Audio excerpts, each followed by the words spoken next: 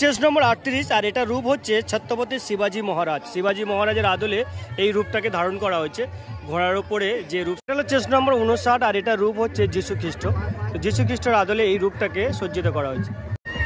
এটা হলো চেস নম্বর 49 আর এদের থিম হচ্ছে নারায়ণের অনন্ত নাগ সজ্জা, অর্থাৎ নারায়ণ যে অনন্ত নাগে সজ্জা করেছিলেন সেই রূপটাকে এখানে।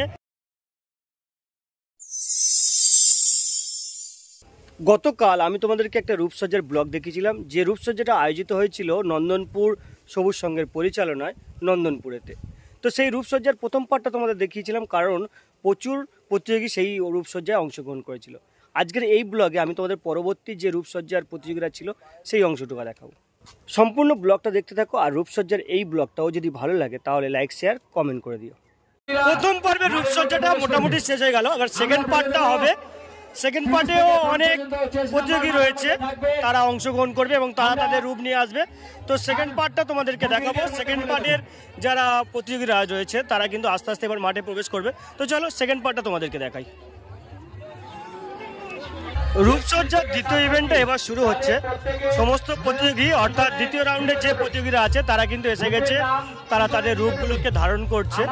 আর একটু পরেই মোটামুটি জাজরাও ঢুকে যাবে। তো চলো তোমাদের রূপগুলো একটু দেখাই। এটা হলো চেস নম্বর 33 আর এর রূপটা হচ্ছে শ্রী রামচন্দ্র।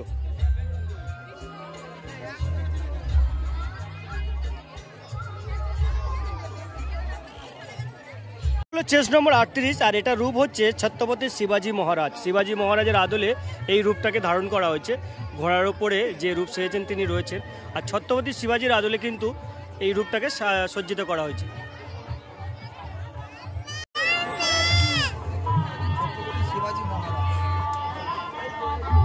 এটা হলো চেস নম্বর 43 আর এটা রূপ হচ্ছে জয় জওয়ান জয় কিষান।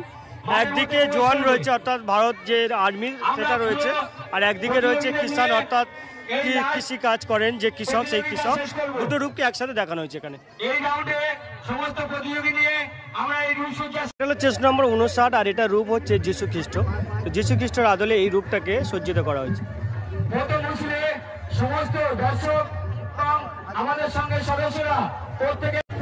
এটা হলো চেস নম্বর 56, এটারও রূপ হচ্ছে জয় জওয়ান জয় কিষান, অর্থাৎ ভারতীয় যে কৃষিকাজ, ভারতের কৃষকের যে অবদান আর তার সাথে একটা জওয়ানের যে অবদান অর্থাৎ আর্মির যে ভূমিকা, দুটোকে একসাথে এখানে কিন্তু রিপ্রেজেন্ট করা হয়েছে।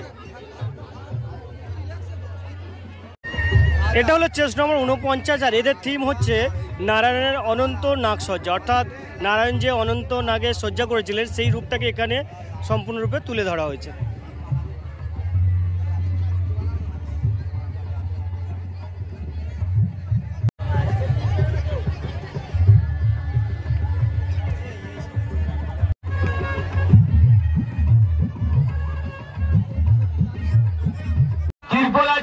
এটা চেস নম্বর 42 আর এটার প্রেজেন্ট হচ্ছে রোমের কৃতদাস।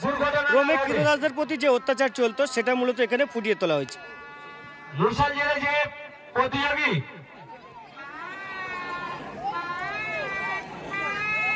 একটু পরে তোমরা ইউটিউবে দেখতে পাবে। এটা হলো চেস নম্বর 66 আর এটা রূপ হচ্ছে সারনাথের অশোক স্তম্ভ। সারনাথের অশোক স্তম্ভের আদলে এই রূপটাকে প্রেজেন্ট করা হয়েছে।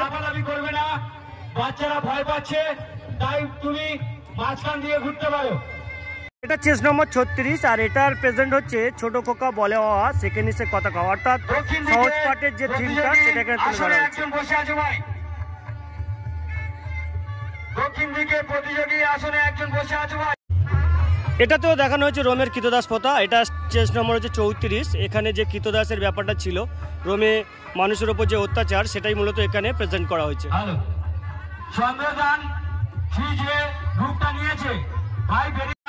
রূপসজ্জার এই থিমটা হচ্ছে জওয়ানদের প্রতি শ্রদ্ধাজ্ঞ, অর্থাৎ বিপিন রাওয়ের প্রতি শ্রদ্ধাজ্ঞ জানিয়ে, অর্থাৎ আর্মিরা যে গান স্যালুট করছে সেটা এখানে দেখানো হয়েছে। আপনারা এই মেলা সৃষ্টি করেছেন আপনাদের হাত ধরে, তাই কোনোদিন ভুলবো না।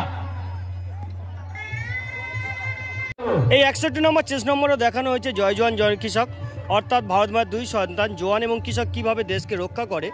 মানুষের যেমন একদিকে খাদ্যকে মজুত করে, একদিকে তেমনকি দেশকে রক্ষা করে, সেটাই এখানে দেখানো হচ্ছে।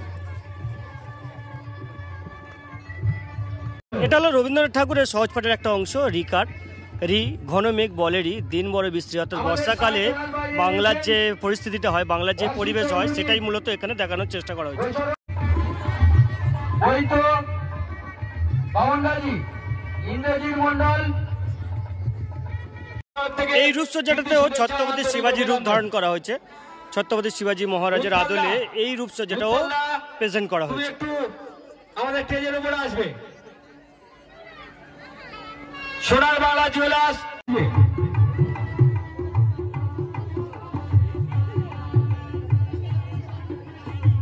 এটা থিমটা বেশ ভালো, এটা বধূ নির্যাতন দেখানো হয়েছে, অর্থাৎ শাশুড়ি তার বৌমার উপর যে অকথ্য অত্যাচার করে সেটাই মূলত এখানে দেখানো হয়েছে। মনমোহন কয়াল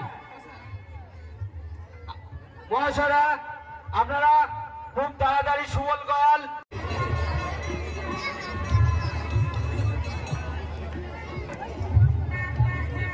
চেস নম্বর 68, আর এটা রূপ হচ্ছে তারাপীঠের তারা কালী, অর্থাৎ তারাপীঠের যে কালীমা রয়েছে তার আদলে এই রূপটাকে প্রেজেন্ট করা হয়েছে।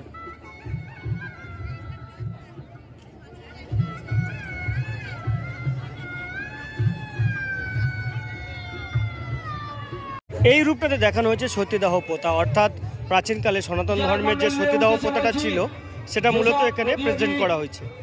দাঁড়িয়ে আছে, একটু তাড়াতাড়ি করবে।